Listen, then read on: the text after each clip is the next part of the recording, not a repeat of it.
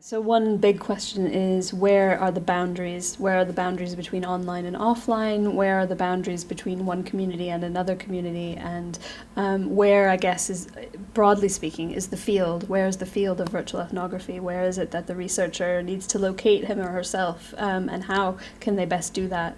I think another big issue, big debate around this is around the ethics of virtual ethnography, which was reflected in a lot of the conversation today around people trying to figure out actually how you can do this kind of work in a way that respects the people involved, respects the communities, but still gets at what's really important in these kinds of spaces, which can often be needing the researcher to spend a long time in these kinds of spaces, or spend particular kinds of time where they're really becoming participants in that space. And how do you preserve the sense of yourself as a researcher for other people and yourself while still getting really engaged and involved? And that's a question that ethnographers have had to deal with all the time since the beginning of ethnography, but it's still really a live issue, particularly where people move in and out of their field sites more seamlessly than would have been the case in the past. And that is something else that virtual ethnography brings to the fore.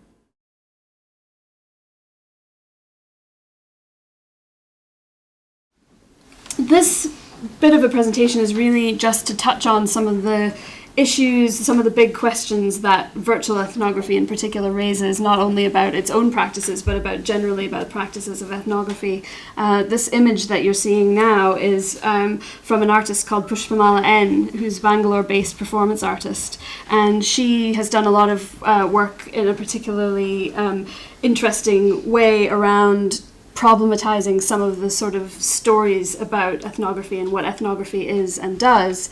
And that, I think, is a kind of an indication of the ways in which traditional forms of ethnography are being brought in and also challenged in some of the newer practices that are emerging at the moment. And we'll talk about how that impacts on the digital and digital ways of doing research as well.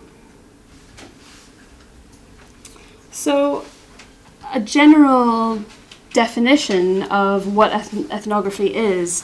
Participant observation is the primary approach to data collection in ethnography. The researcher immerses herself in a culture sharing group and becomes a participant within the setting. Sounds straightforward enough. Christine Hine, who wrote one of the classic books about virtual ethnography called Virtual Ethnography, says that the sustained presence of an ethnographer in the field setting, combined with their intensive engagement with the everyday life of the inhabitants of the field site, makes for the special kind of knowledge that we call ethnographic. And you probably will have seen this Far Side cartoon before, already starting to question some of those standard assumptions about ethnography and what it's capable of doing and what it perhaps isn't capable of doing. Virtual ethnography, as Hine defines it, is an approach to ethnography which is almost but not quite like the real thing, which is, I think, a way of saying that we are always trying to approach that kind of ideal of what ethnography is supposed to be and to do, but we're never quite going to get there because our practices, our spaces and places kind of get in the way of that kind of pure ethnography, and that's how it should be, and that's what makes it so exciting.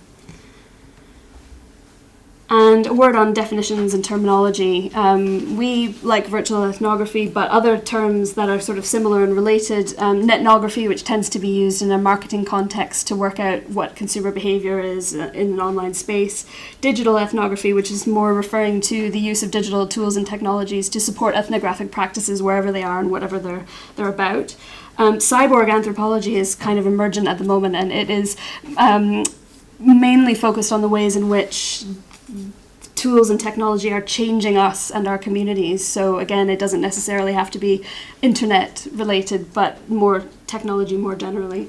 And visual ethnography and virtual ethnography, I think probably because the words are similar, are often kind of treated together, but a visual ethnography would more specifically focus on the place of image, whether in a digital setting or a face-to-face kind of space.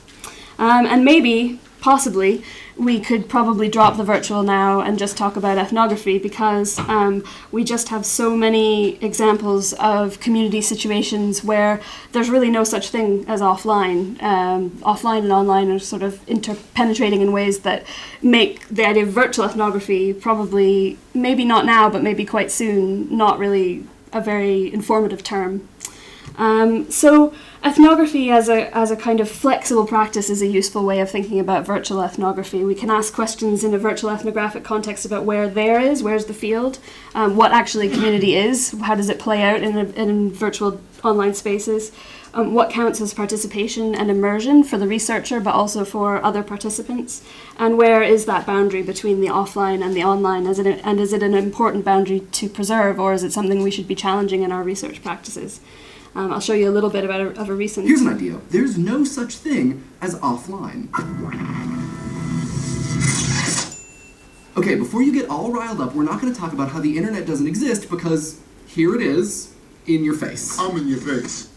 We are going to talk about our relationship to it, though, and how that relationship is confusing. Sort of like the relationship between Dr. Pepper and Mr. Pibb. Are they work associates? Cousins? Lovers? Our relationship to the internet is confusing because we use all of these action verbs and location words. You visit websites, you surf, and you bookmark things. We talk about the deep web like it has a size, and we talk about the dark web like it has shadowy bits. In fact, this is how we talk about computers in general. We have mice, which are not actually small animals, and desktops, which are not actually the top of a desk, and all of these other things that are so second nature, their metaphoric base has totally eroded. The ways that we talk about our computers and the internet have this residue of the past. Like when the technology which would eventually become the internet was first strung together in the 1950s, it was a closed network of machines working together. Computers connected to the network were said to be online. They were part of the process. But as the internet grew to a nearly ungrokkable spaghetti mountain of worldwide connections, anything and everything connected, connectable, accessible, and verifiable through the internet, its ubiquity and complexity invites the question, is someone or something ever not online? I don't mean to suggest we're always using the internet. There are plenty of situations where that would be inappropriate or downright dangerous. But more like, do you have to be using the internet to be online? And if you're in the middle of the woods, are you offline? If you're looking at Twitter on your phone or playing Halo multiplayer, then of course you're online. But are you online if you're sending a text message? Or what if you're being forced to watch this video in a classroom? Sorry. What if you have a Tumblr with an auto-posting queue or a Wikipedia entry? What if, while away from your computer, you think to yourself, that would make a great animated GIF? Are you online if you keep your money in a bank or have a driver's license? I would say yes to all of these, but especially the animated GIF one. I think that all the time. Even media which are not... So in your reference list is the full link to that video if you want to watch the rest of it. I do recommend it. It's quite a good one. I'm going to hand over to Jeremy to talk about Daniel Miller's work called Tales from Facebook. Yeah, I just want to spend a couple of minutes talking about Tales from Facebook, written by Daniel Miller, a very well-known anthropologist, really one of the pioneers of kind of trying to do digital ethnography. He's a fantastic speaker, so what if you've ever heard him speak, you'll know what I mean. So what I'll actually do is let him introduce his own book for a moment. I've had the pleasure on a couple of occasions, so I do recommend if you get a chance to hear what he has to say, and then I'll say a little bit more about what I think is interesting. The first question is that we do not know what Facebook is, that Facebook is something that is going to be created by the people we're working with. So we want to find out, what are they made of this? What turns out to be Facebook in terms of what they post, how they actually banter, how they make it something that is particular to themselves. Secondly, of course, anthropologists are interested in social relations. The very term social network is almost the way anthropologists understand people. We never see people just as individuals. For us, a person is always a mother's brother, an employee to an employer, a best friend or a less good friend. They're always in relation to others. And social network sites like Facebook obviously are a wonderful sort of guide to actually see how those social relationships are developing today. Okay, thank you, Daniel. I'll just pause it there. So what I think is interesting about this book, what is really interesting is how it deals with this question of what is online and what is offline. And it tries to challenge that distinction between the kind of real, authentic community and the virtual community. It's dealing, in some of his other work, he deals with Trinidad, which is a Caribbean island. So we have this idea of a kind of authentic small island community. And what's really interesting about this book is he brings the idea of studying Facebook in Trinidad. So we're challenging this idea of the superficial online social network community happening in what is supposed to be, in common understanding, a kind of authentic, small-scale island community. So really, authenticity, I think, is one of the main interesting themes in this book, where is the authentic field site of this ethnography? And what Daniel Miller is what he said in some of his previous work, and what he's really trying to get across in this work, is that things like the internet, and in this case Facebook, do not exist apart from the relations and the specific contexts and the relationships between people who make Facebook. So for him, Facebook, the centre of his Facebook world in this study is Facebook in Trinidad. It's neither the island community or the social network. And of course, authenticity also extends to his discussion of how people use it. So there is this commonplace idea that social networks are somehow superficial, but he tries to challenge that argument as well. And he tries to show in a number of case studies how real identity is formed, what people perceive to be authentic identity is formed in social network sites such as Facebook. And of course it's because of the issues about privacy and about being public that authenticity is kind of made more real for those people who are using Facebook. Because they're in public, because they're constructing identities that can be seen by everybody else, that gives them a sense of authentic identity. So Christine Hine, in another of the papers that's referenced in your reference list, wrote a follow-up paper to her book about virtual ethnography, which is called Virtual Ethnography Revisited, and she defines virtual ethnography using these kind of 10 key sort of ideas or points. You can find that paper online, so I won't read out all of these, but basically the questions about boundaries, the virtual and the real in particular, should not be taken for granted. Intensive engagement with mediated interaction adds an important reflexive dimension to ethnography, and I think in part that's about the idea of participant observation. So what Hine is saying, what she's arguing basically, is that what's interesting about a virtual ethnographic field, if you can define what the field is that anybody can go there. It's not like, when you used to have to travel for thousands of miles and go to some remote place that nobody had ever been before. So the authority of the ethnographer may potentially look like it's being challenged in a virtual ethnographic practice, because if anyone can go and look and see the same stuff that you've seen, what makes you a researcher and them, not a researcher? And I think that's a really good question. But also, what Hine is basically saying is that whether you travel or you don't travel, the relationship between the ethnographer, the reader, and the research subjects is still inscribed in the ethnographic text, and the ethnographer is still uniquely placed to give an account of the field site based on their experience of it and their interaction with it. So all is not lost.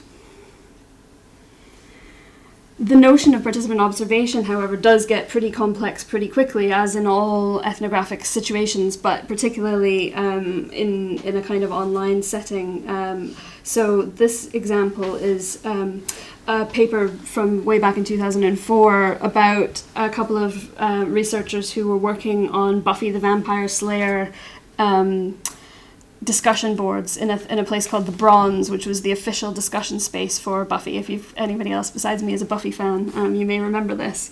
And their paper is really interesting in as much as it talks a lot about actually not only the mechanics of how they got into that field site and what they did when they were there, but actually the complications that are involved in being both a fan and an ethnographer, for example. So they both talk about having been fans of the show before they even decided they were going to study this particular environment.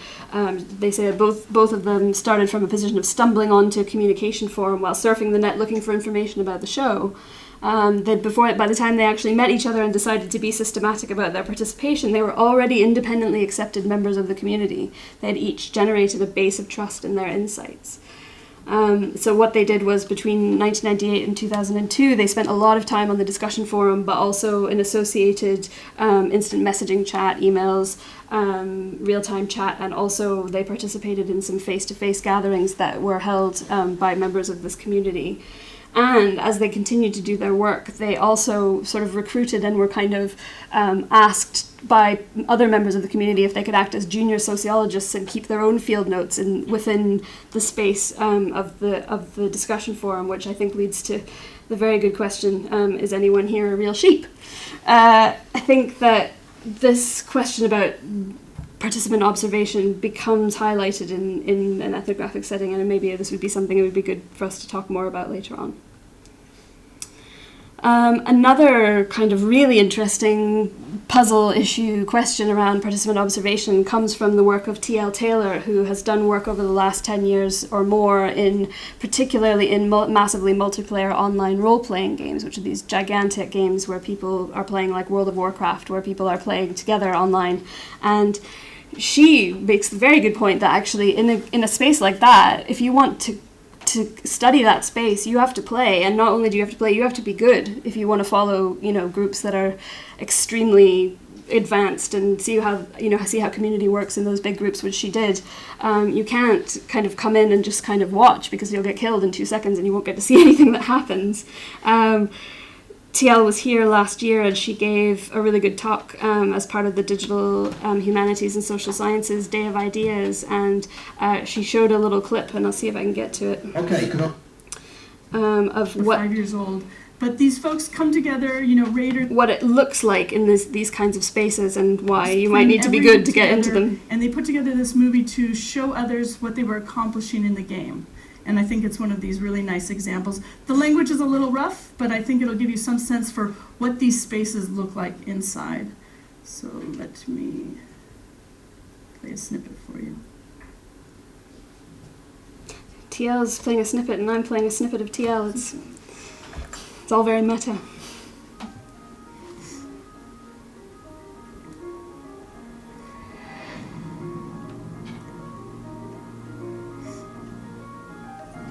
This is at a time when people were 40 people together in one space playing.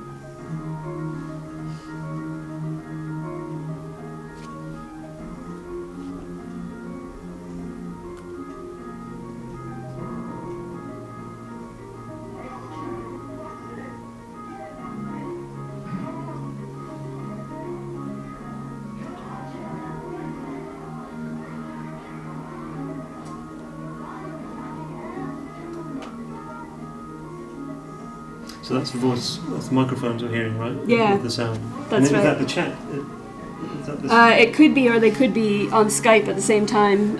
That sometimes happens where the voice in the game isn't so good.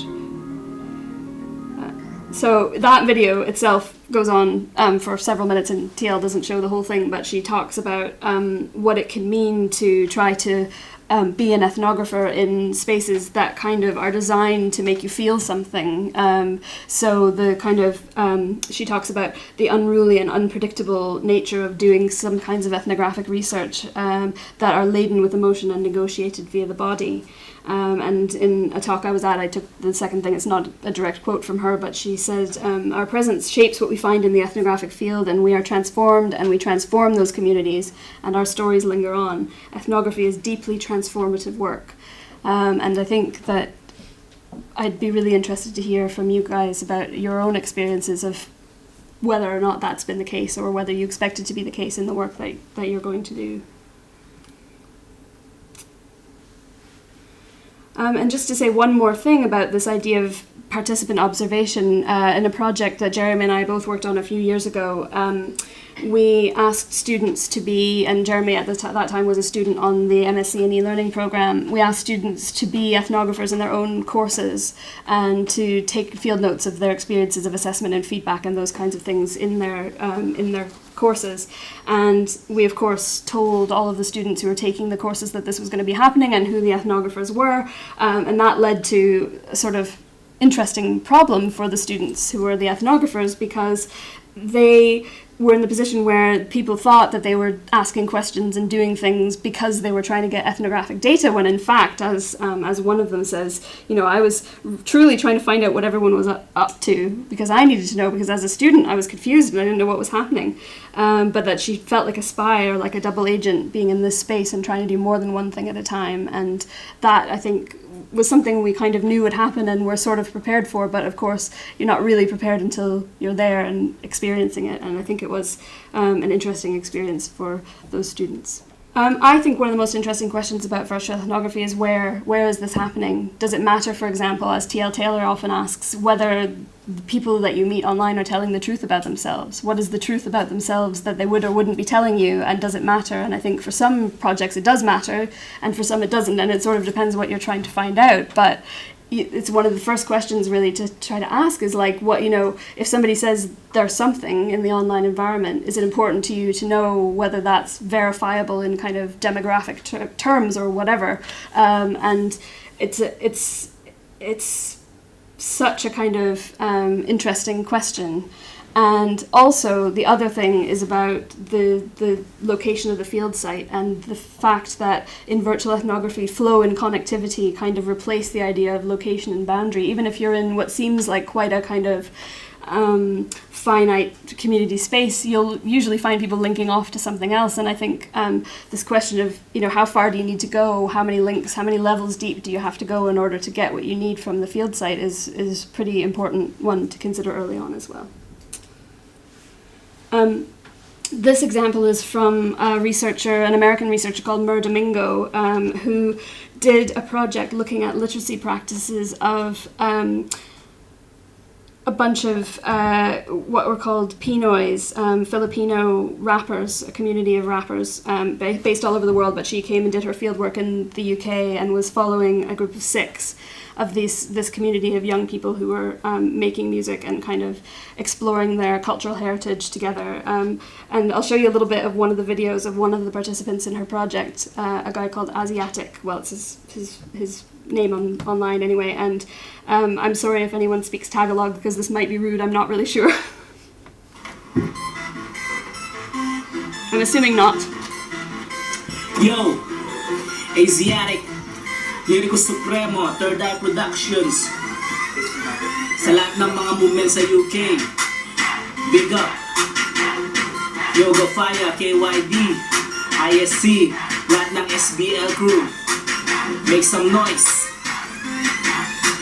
Hip-hop, lalong lumalakas ang puwersa. Di ko na kailangang itulak pa o ipuwersa. Aking mga verse na lagi nang impress ka. Flow ko ay maagos parang dumudugong puwerta. Laging nakakinta, ready pang puminta. So Domingo's project was about trying to find out what the literacy practices of these young people were and how they did or didn't actually were or weren't recognized in the kind of classroom settings where they were perhaps sometimes being seen as kind of not good readers and writers, not good users of language. So she followed them around for a year or something and looked at how their literacy practices were being demonstrated through the online environment and with each other and in their videos that they were making. So she was exploring how what she's calling linguistic layering was used to by the young people to cultivate their language identities, their cultural and language identities. And she had to do some kind of interesting things methodologically in order to try to capture what was going on in these spaces. So she was talking about how the Pinoys were constantly moving across digital and physical spaces, and so it was problematic to study their everyday literacy practices as rooted only in place-based structures. So she needed to display the ways in which they were actively layering their language as an art form across discourses. She's called this a migratory approach to ethnography, and I think that's quite a useful term for it. So she says that she collected data through both online and offline interactions, including interviews and observations and all kinds of things. And she collected literacy artifacts that were noisy and moving, like the video that you just saw. So she had to develop spatial and temporal reading paths that she could use to visually display these layering functions. And this is one example of her multimodal transcription practice. So each of these colors represents a different kind of mode. So there's the landscape, gesture, the written language, spoken language, visual effects, sound effect, and color. And so for each clip of the video, so from there you can see, I think that's 26 seconds to 27 seconds or something. These are the things that are going on in the video at this time under all of these different categories.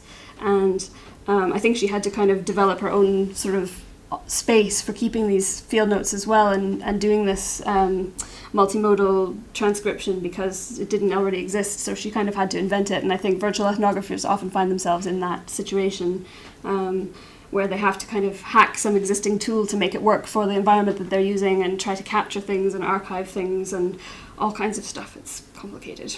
Yeah, I want to talk about networks of outrage and hope very briefly, which is, I think, one of the main texts to come out of what was termed the kind of year of protest last year, 2011. Castells is well known for his kind of writing on networks and about social movements as well. So this, for me, this book really goes back to this question of where, because it's a book that tries to. There's not much about ethnography in here, but what he's essentially doing is studying social movements. So these are groups which. On one, these are groups which necessarily need to do things in real spaces, and if you know anything about the kind of movements that happened in 2011, we're talking about the Egyptian revolution, we're talking about Occupy, we're talking about Indignadas in Spain, we're talking about movements which their main thing was to occupy urban space. So what really interestingly what Castell proposes in this book is a new kind of social movement for the 21st century, and he proposes that by talking about movements as occupying spaces that are both digital and virtual and that interact between the two. So when he's describing these movements, he's describing how they start perhaps with social media. If we're talking about, for example, the Egyptian revolution, it started with a video blog. That was the kind of incendiary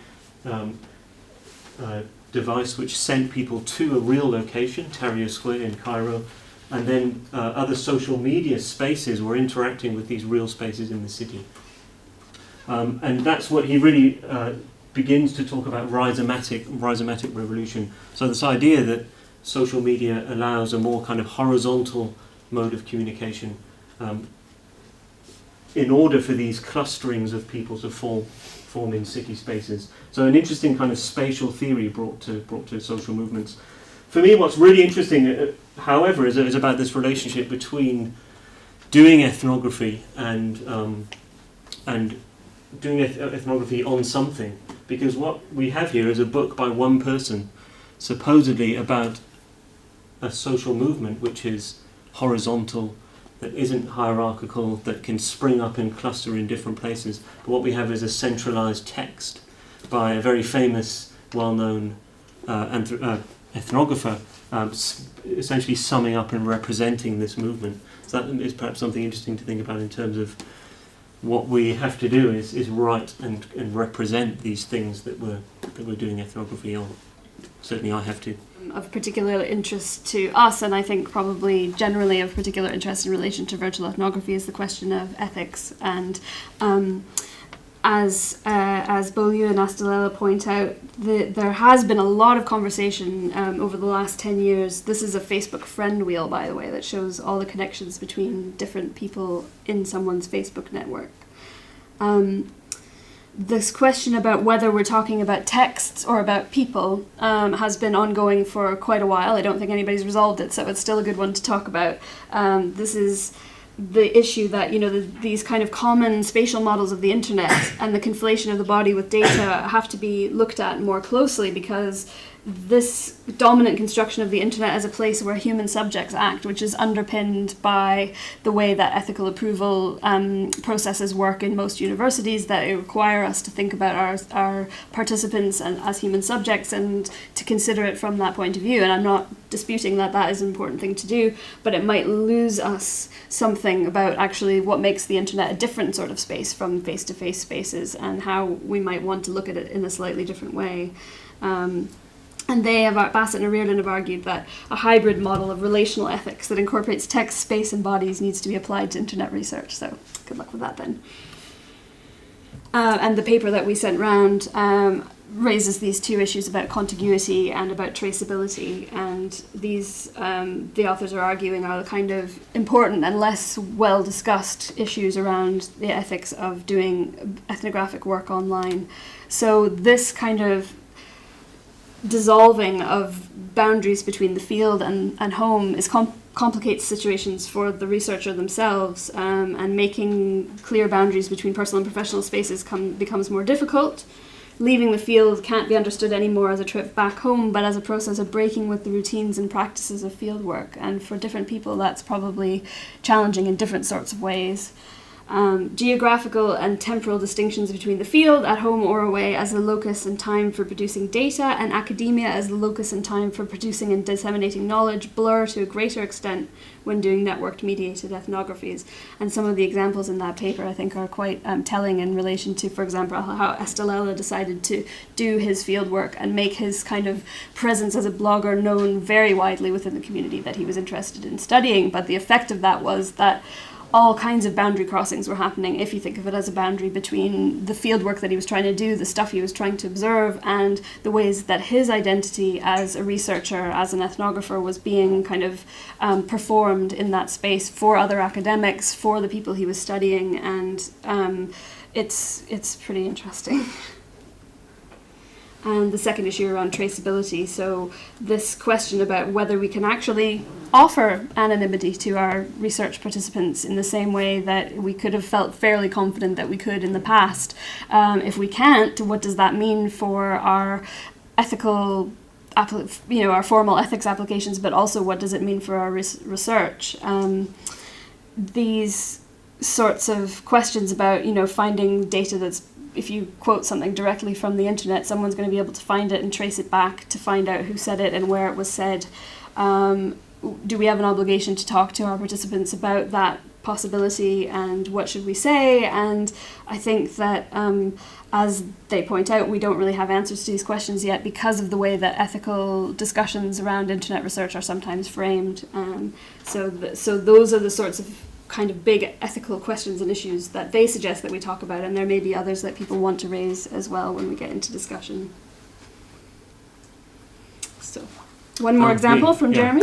Yeah, I wanted to talk briefly about my PhD research. I'm still a PhD student at the School of Education here at the University of Edinburgh, and I'm currently engaged in researching massive open online courses, which you may have come across. Edinburgh's in a fairly prominent position with respect to these MOOCs, which are currently being offered in higher education. They're free online courses that attract very high enrollment numbers. So we're talking thousands of students on a single course. They're available and delivered entirely online, and they're in most cases free to enroll and free to participate. I want to take us right back to when we heard Daniel Miller talking about the goal of the anthropologist was to look at people and to look at relationships between people. So that's the kind of ethnographic thing that I'm interested in with this research, and I'm actually interested in broadening that view and thinking about the non-human. So my research is underpinned by a number of theories which try and contend with things that are outside of the social and outside of the human. So when we're dealing, what I think is very important when we're dealing with research that is online, we're dealing with technology, we're dealing with the digital, we're dealing with software, we're dealing with code, we're dealing with algorithms, and it may be that these non-human things are enmeshed with what we normally think of as the social and as the human. So that's the kind of research that I'm interested in. So for example, I'll just leave it there. This image is from the University of Pennsylvania's course page on Coursera, which is one of these organizations which deliver the massive open online courses. And we can see here a wonderful image of the very old, antiquated, traditional campus building. So that's one of the things I'm interested in is spatially how the traditions of the university and the campus, these material buildings, are being transported into the online domain, and how that affect the ways that MOOCs are promoted. But even more so the kind of thing I'm talking about are spaces of perhaps inequality there. This is the Kelly Reiner's house right here. We're here and we want to show what this video is, which I can hopefully have time to show maybe in about a minute of, is one of the initial videos on a MOOC course. And this is R. Phil Wright. He's a professor at University of Pennsylvania, and what he taught was a course on American poetry. And if I show you a few seconds of this, this is one of the introductory videos from a MOOC. Follow me. Let's give it a look. We have a beautiful garden here. We love our garden, and the pathway in the garden. Here it is. I don't know if you can see that, but The Quality of Heaven by William Carlos Williams. This is a poem that's etched in the garden as we go all the way through from the front to the back of the garden. You get to follow a William Carlos Williams poem about gardens. Then we have a front porch where a lot of people hang out pretty fairly often. Okay, so what he's doing here is he's introducing everybody on this MOOC who could be from any part of the world. He's introducing them to a specific building, and it's the campus building where he normally teaches. So we've got this promotion of the privileged, the leafy Ivy League institution being promoted, and as access to that is being promoted. So what I'm interested in is those spatial metaphors moving online. But not only that, I'm interested in the agency of what we might term the non-social or the non-human. And one of the really interesting ways that at the moment I'm thinking this manifests in terms of space is things like YouTube. This is the very same video, we have it embedded in YouTube. This is the way that lots of students will view it. But spatially it's also organized and ordered by other, what YouTube called recommended videos. So spatially, this video, this introduction to the Ivy League campus is being ordered around something which is actually, I would argue, a kind of enmeshed human and non-human agency. What we've got here are algorithms working out what other videos appear here and what other videos are associated with this space. Recommended videos work by algorithms. They also take into account the other YouTube users who have also watched this video and the other videos that they link to after watching this video. So we have a complex, what I think is a complex mix of human and non-human going on in this space. And I guess that for me, this kind of introduces a whole other layer to ethnographic research that makes us, it kind of asks us, I guess, it doesn't force us to, but it asks us to pay attention to the virtual spaces in which this community is playing out and to consider how the spaces themselves are actually creating that community, impacting on that community, and whether the community has control over those spaces or not, because often you don't. You know, you choose a space to do some work in and it has its own things going on within it, and those are not those are contributing to community just as much as the people who are there, I would argue, and I think Jeremy would argue that as well. So just one more thing to think about, and then we have some time to have a bit of a conversation and maybe make some introductions as well. This is from a book by Kozinets, who writes about ethnography. This is, he says, the way that technology and, actually I think it's they, and culture interact is a complex dance, and interweaving and intertwining. This element of technocultural change is present in our public spaces, our workplaces, our homes, our relationships, and our bodies, each institutional element intermixed with every other one. Technology constantly shapes and reshapes our bodies, our places, and our identities, and is shaped to our needs as well. Understanding of the way this transformation unfolds requires us to keep a keen eye on particular and general contexts, specific times and places, distinctive rules or rational procedures, institutional histories, technical possibilities, practical and popular uses, fears and dreams. A thorough understanding of these contexts requires ethnography. Thanks. As some of the content that we use today made clear, is it's very difficult to think of ourselves as not online these days. Mm-hmm. So in some senses, calling something virtual ethnography doesn't really quite get at the issue. What we're talking about is ethnography, because so much of the things that we study nowadays have some kind of online element and are somehow involved in digital systems in some way. Yeah.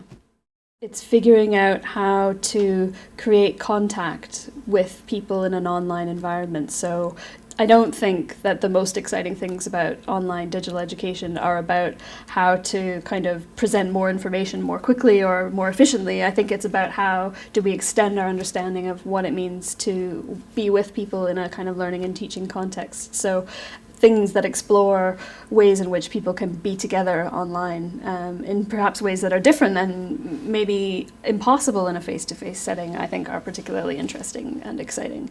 And we're at a lucky time in education more generally where there's just so much great interesting technology and interesting platforms coming up that are making those kinds of connections more possible and better for people.